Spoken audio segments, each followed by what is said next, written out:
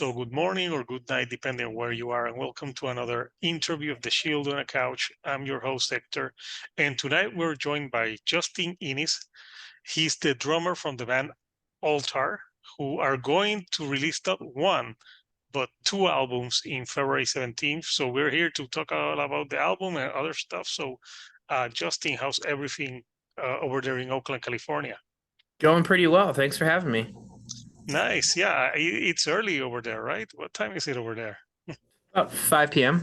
Oh, it's 5. Yeah, it's 9 here in Puerto Rico. So yeah, I was listening. So you're the drummer in the band, and I was listening. I got the promo for the album that's the longest because there's two albums, and the second one is two 20+ minute songs. Because I say, oh, I was wondering why two albums on the same day. But obviously, if you have like the second one, like with two songs that are 20 minutes each, that's why obviously you had to divide the albums.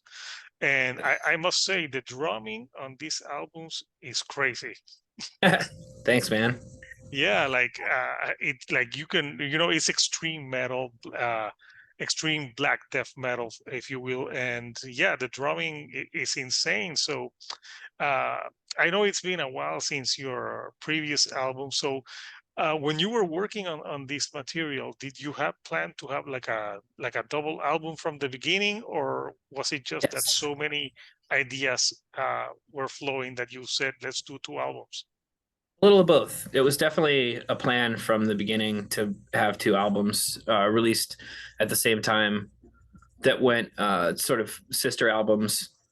It's not a double album, but basically the only uh, catch was if 20 Buck Spin was going to go for it or not, because it's kind of crazy to release two albums at the same exact time. Yeah, because I know a lot of bands. Like I remember, I think in 2018, Between the Buried and Me had like Automata 1, and then a few months later they released Automata 2, which was like a double album that it flowed through a story, but they didn't release it on the first day. But I remember back in the 90s, I believe, if I'm not mistaken, Guns N' Roses released Use Your Illusion 1 and 2 on the same day. Yep. So yeah, it's a ballsy thing to to do, but yeah. Why did you decided to do both on the same day? I'm not sure that there was a particular reason other than we felt like it. Nice. And I know that the albums, is there like a concept between the albums? Lyrically, Yeah, lyrically or with the themes that flow from them. yes. I would say that all of our stuff is sort of within the same world or realm. So, in that aspect, everything is thematically tied, if that makes sense. Yeah, that makes sense. And I love the album artwork. I was reading about the artist that did this artwork Hey, because it's Miller. really impressive. Yeah, Miller, because it's like a mural, but divide like is like a did he create this artwork for the band, or was it something that he already had and you guys saw it and you're like, we must have it for the albums? We commissioned this piece from him specifically for this. The Yeah, last I'm two gonna. albums, he also did the artwork for, but that was existing art that we just licensed. This was the first time we had a piece commissioned. Yeah, well, the artwork is so good. I think this is the one for this is the artwork for the album with the two songs. Uh, like what is he there's a lot going on in this album artwork. Like, did you give him an idea of what you wanted him to convey?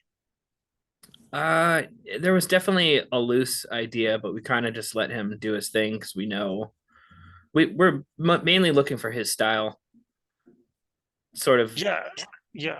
it's a physical manifestation of the universe that we're sort of creating. Yeah, it looks very much. I don't know if you are a fan of The Last of Us, the some Oh yeah, the just but it looks kind of like the mushrooms. doors. Yeah. Yeah, it looks a little bit like that. So yeah, this artwork is, it's just when I saw the artwork, I was blown away how good it is. This is the for the for the album. That's the longer album, and they're supposed to go side by side. Hmm. Uh, you're releasing this on CD. Like if you, I know that $20 being, I don't think you're not releasing it on vinyl, but if you released it on vinyl, would you release it like a double vinyl where you can like put the both artworks together? It's released separately on vinyl, and you can put the artwork together. It's the left hand side of this one when you're looking at it meets up with the right hand side of the other one. Yeah, no, it's and you, there's so much going on this artwork. It's really cool. So I think anyone that looks at this artwork is gonna be intrigued just by the artwork alone. You remember back in the day when you looked at the artwork and you sometimes you bought something without listening to it, just Exactly. because of the artwork alone. So That's how we grew uh, up. yeah, that's true. And sometimes, usually, if it had good artwork, the music was good. Generally, Usually, like there were definitely some generally, stinkers. yes. I'm trying to think of something that had like a great cover but wasn't good. But nothing comes to mind right now. I got Meatloaf Bad Out of Hell when I was a kid because I thought it was going to be some insane, crazy record, and I got Bad Out of Hell. Which one, the first one or the second one? I think The the one that first. had like I would do anything for love, but I won't do that. Yeah, yeah. He's like riding a motorcycle and shit and Yeah, looks and all we crazy. And then you pop it in the tape player, and that's what I got. I was like, what the yeah. Yeah, I remember when that song came out, I thought that that sounded like Celine Dion, but with a male voice. fuck? I'm That's sure pretty we're good. gonna meet those people like, how dare you insult him? I can't Uh, wait. I'm a big fan still, so whatever. yeah, I Come know, at me. but yeah, I remember. Yeah, the cover of that. If you look at the cover of that album, you're gonna think it sounds all sinister, and then you get that ballads, and you're like, what is this shit? Yeah. But yeah, and I Part of why still we don't don't put know. our record Mhm. name on the cover either is just because it would interrupt the artwork. Oh, yeah. You don't put the name on the album artwork. Yeah, it's like also Oh, bands like Baroness do that. I have the it shirt, the Baroness froze. shirt, that they have the great artwork and they don't put the name.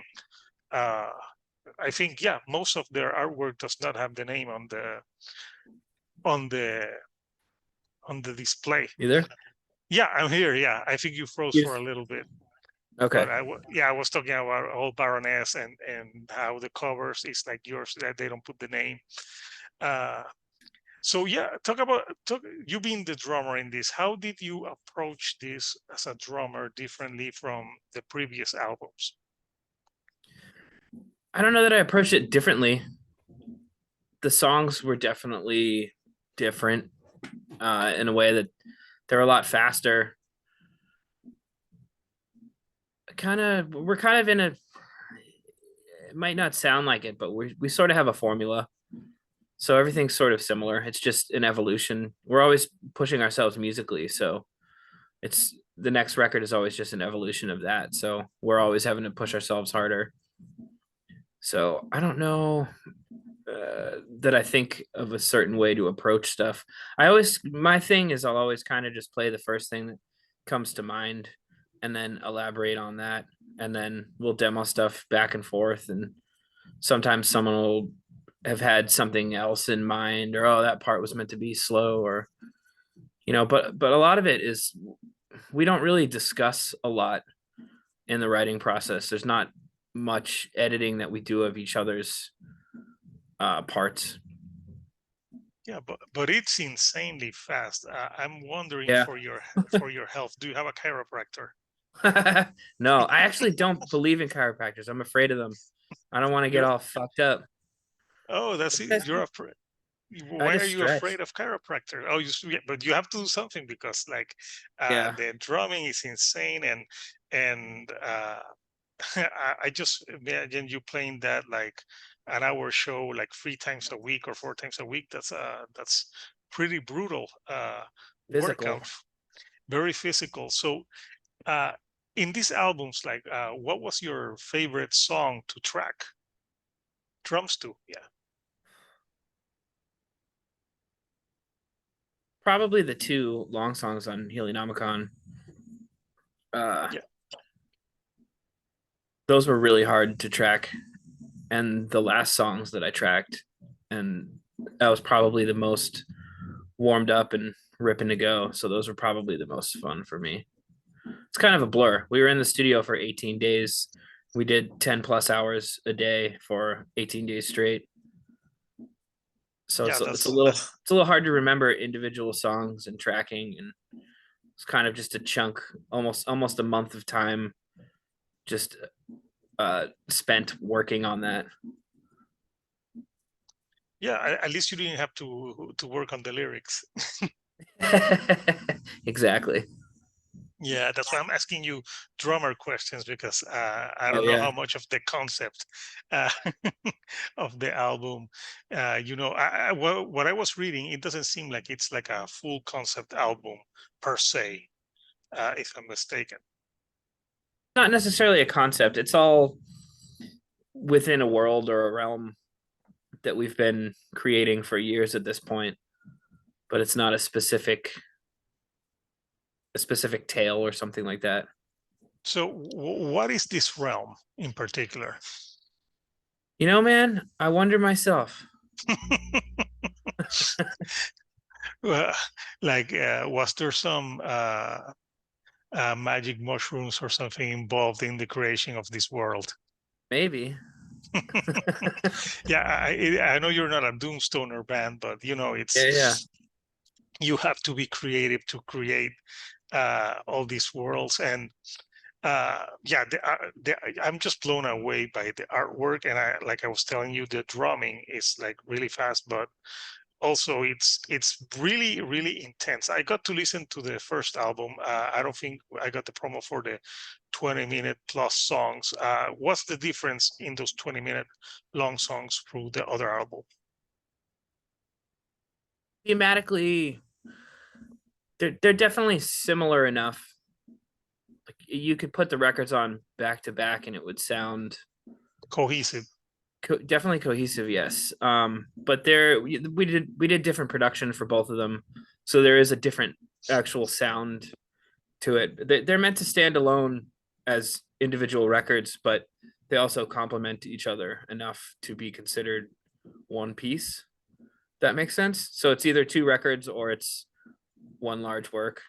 Yeah, I know it's Anthronomicon, and the other one, where's the name? Helionomicon. Yeah. But what do the yeah, it's like the first one says in the bio that it's like a labyrinth. So I was trying to read a little bit about the concept of it.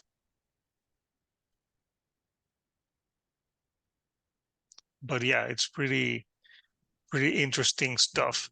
Uh, so obviously, the drumming is insane. Why did you want to release Saccades as the single? Why was that the single that you chose?